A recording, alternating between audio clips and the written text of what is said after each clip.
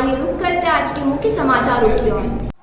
दरअसल आरोपी 1000 रुपये से लेकर 3000 प्रतिदिन के हिसाब से लग्जरी वाहनों को वाहन मालिक से किराए से लिया करते थे और इस तरह के लग्जरी वाहनों के मालिकों को चिन्हित करने वाले गिरोह द्वारा इन कीमती वाहनों को अपने साथ किराए पर ले जाकर अन्य राज्यों में उन्हें औने पौने दामों में बेचने का मामला सामने आया, जिसके बाद पुलिस द्वारा एक टीम गठित कर इस तरह के वाहनों के खरीदारों और इन्हें किराए पर लेने वालों पर निगाह रखी गई और विजयनगर पुलिस को इसमें सफलता भी मिली।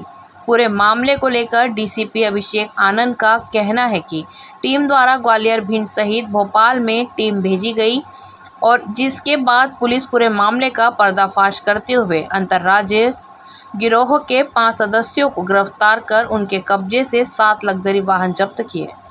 किराए पर लेकर गिरवी रखने का एक लोग पकड़ा है, क्या है मामला और किस तरह से पूछताछ करने पर और खुलासा हुआ? देखिए, थाना विजयनगर पे कुछ दिन पहले एक आवेदन प्राप्त हुआ था। आवेदन पर से पता चला था कि कुछ लोग हैं जो कि गाड़ियों को गाड़ियों को किराए पर लेते हैं, रेंट पर लगाने के नाम पे लेते हैं और उसके बाद फिर और गाड़ियों को किसी और दूसरे व्यक्ति को बेच देते हैं या फिर दूसरे शहरों में भेज देते हैं उन गाड़ियों को। उसके बाद फिर ना तो उन गाड़ियों का रेंट देते हैं, ना ही उन गाड़ियों को वापस करते हैं। तो इस तरह से जब ये प्रथम दृष्टया जब इस पे अपराध 420, 406, 34 का अपराध कायम किया गया, इसके बाद इस पूरे प्रकरण को विवेचना में लिया गया और विवेचना में लेने के बाद इसमें जब पता चला कि शुरुआत में जो आवेदन मिले थे उसके बाद फिर जब हम पुलिस ने डिटेल तफ्तीश की तो इसमें कुल 5 आरोपी अभी तक गिरफ्तार हुए हैं इसमें, जिसमें 3 लोग भोपाल के हैं, 2 लोग इंदौर के हैं। तो और ये मामला जो है काफ़ी अभी और भी इसमें गाड़ियां जो अभी टोटल हम लोगों को मिली है 7 गाड़ियां मिली है और इसमें उम्मीद है कि और गाड़ियां भी मिलेगी। इसमें चूँकि वो लोग फर्जी तरीके से धोखाधड़ी करते थे तो इसमें जो है और फर्जी कागजात भी बनवाते थे, एग्रीमेंट फर्जी बनवाते थे। तो इसी कारण इसमें जो धारा इजाफा किया गया था 467, 468 IPC वो इजाफा किया गया था। इन 5 आरोपियों को गिरफ्तार करके न्यायालय पेश किया जाएगा। गाड़ियों को बेचने का मामला भी सामने आया कि फर्जी डॉक्यूमेंट बनाकर उन गाड़ियों को किसी और को बेच दिया जाएगा। जैसा कि इसमें 2 लोग इंदौर के हैं और 3 लोग जो गिरफ्तार हुए हैं वो भोपाल के हैं। तो ये लोग यहाँ जो इंदौर के लोग हैं वह यहाँ लोकल लोगों से जो संपर्क करते थे और उसके बाद फिर संपर्क करने के बाद फिर वो अपने जो भोपाल के जो कॉन्टैक्ट्स हैं उनको गाड़ियाँ जैसे कि न्यू मार्केट में या फिर भोपाल के अन्य ऐशबाग में अन्य इलाकों में जो है वो गाड़ियों को वहाँ पर बेच देते थे फर्जी डॉक्यूमेंट्स के बेसिस पे, एग्रीमेंट के बेसिस पे, जिसमें ये ओनरशिप भी चेंज करने का उस एग्रीमेंट में ओनरशिप भी चेंज कर देते थे। तो उसी के बेसिस पे 467 और 468 का इसमें इजाफा किया गया।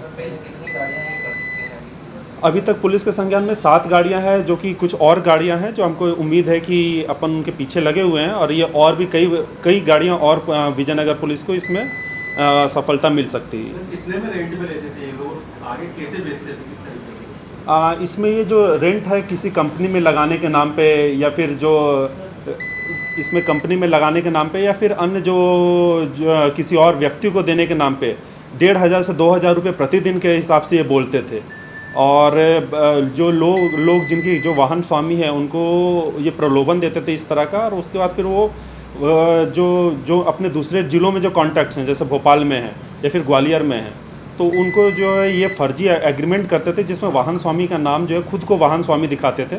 फर्जी एग्रीमेंट करते थे जिसमें वाहन स्वामी का नाम जो है खुद को वाहन स्वामी दिखाते थे और उसके बाद फिर उस व्यक्ति को जिसको खरीद रहा है उसको विश्वास में लेते थे कि ये उनकी खुद की गाड़ी है और उसके बाद फिर उसको जो है कम दामों में उसको बेच देते थे।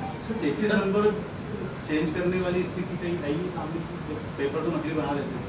अभी तक इंजन नंबर ये चेचिस नंबर चेंज करने की वो अभी तक हमें नहीं मिली है, लेकिन एक बार अपन उसकी भी RTO से जांच करवा लेंगे। अभी इसकी तफ्तीश की जा रही है, एक बार देख लेंगे MIG की घटना का।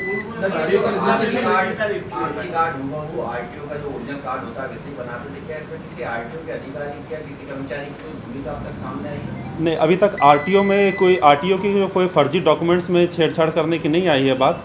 अभी तक ये एग्रीमेंट के बेसिस पे आई है, लेकिन एक बार बाकी सभी विकल्प खुले हुए हैं। एक बार सभी इसमें इंजन नंबर, चेचिस नंबर, उसका भी एक बार सीरियल मिलान कर लिया जाएगा और RTO के डॉक्यूमेंट्स भी जो RC कार्ड होता है उसका भी मिलान कर लिया जाएगा। जो RC कार्ड सिर्फ RTO में सप्लाई होता है, वो RC कार्ड पर ये प्रिंट आउट कर रहे थे और उसी कार्ड को दिखाकर गाड़ी को बेचते थे, तो उस आरसी कार्ड को लेकर कुछ कहानी आई है? अभी तक जो पुलिस को तफ्तीश में है वो विक्रय अनुबंध पत्र जो है वो फर्जी करके उसके बेसिस पे करते थे। एक बार आरसी कार्ड में जो अगर छेड़छाड़ की कोई बात आएगी तो उसकी भी एक बार तफ्तीश की जाएगी। इंदौर का कोई आरोपी इसमें मिला? इंदौर में कोई रहने वाला? इसमें 2 लोग जो है निवासी जो इंदौर के हैं और 3 लोग भोपाल के हैं। 5 लोग कुछ गिरफ्तार हुए हैं। मध्य प्रदेश के बाहर भी बेच सकते हैं क्या सर ये गाड़ी?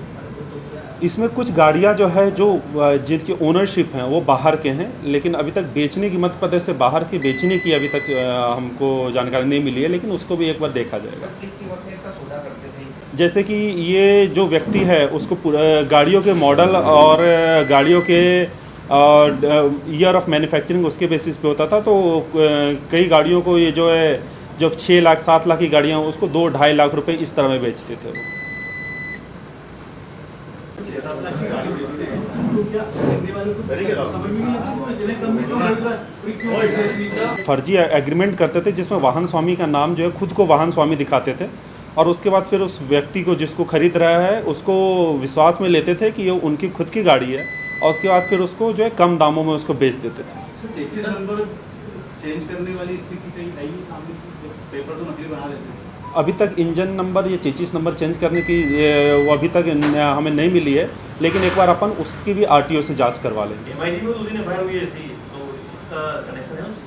अभी इसकी तफ्तीश की जा रही है, एक बार देख लेंगे MIG की घटना का। गाड़ियों का आरसी कार्ड होगा वो आरटीओ का जो ओरिजिनल कार्ड होता है वैसे ही बनाते थे क्या? इसमें किसी आरटीओ के अधिकारी क्या किसी कर्मचारी की कोई भूमिका अब तक सामने आई है? नहीं, अभी तक आरटीओ की कोई फर्जी डॉक्यूमेंट्स में छेड़छाड़ करने की नहीं आई है बात। अभी तक ये एग्रीमेंट के बेसिस पे आई है, लेकिन एक बार बाकी सभी विकल्प खुले हुए हैं। एक बार सभी इसमें इंजन नंबर 33 नंबर उसका भी एक बार सीरियल मिलान कर लिया जाएगा, और आरटीओ के डॉक्यूमेंट्स भी जो आरसी कार्ड होता है उसका भी मिलान कर लिया जाएगा।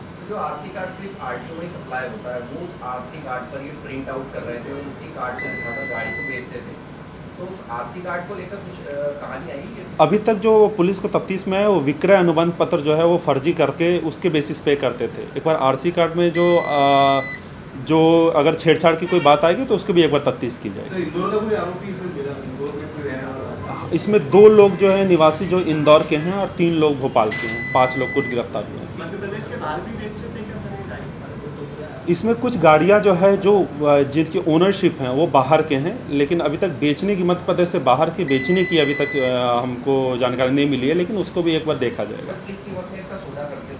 जैसे कि ये जो व्यक्ति है उसको गाड़ियों के मॉडल और गाड़ियों के ईयर ऑफ मैन्युफैक्चरिंग उसके बेसिस पे होता था, तो कई गाड़ियों को ये जो है जो 6 लाख 7 लाख की गाड़ियाँ उसको 2-2.5 लाख रुपए इस तरह में बेचते थे वो। 7 लाख की गाड़ी बेचते हैं तो क्या करने वालों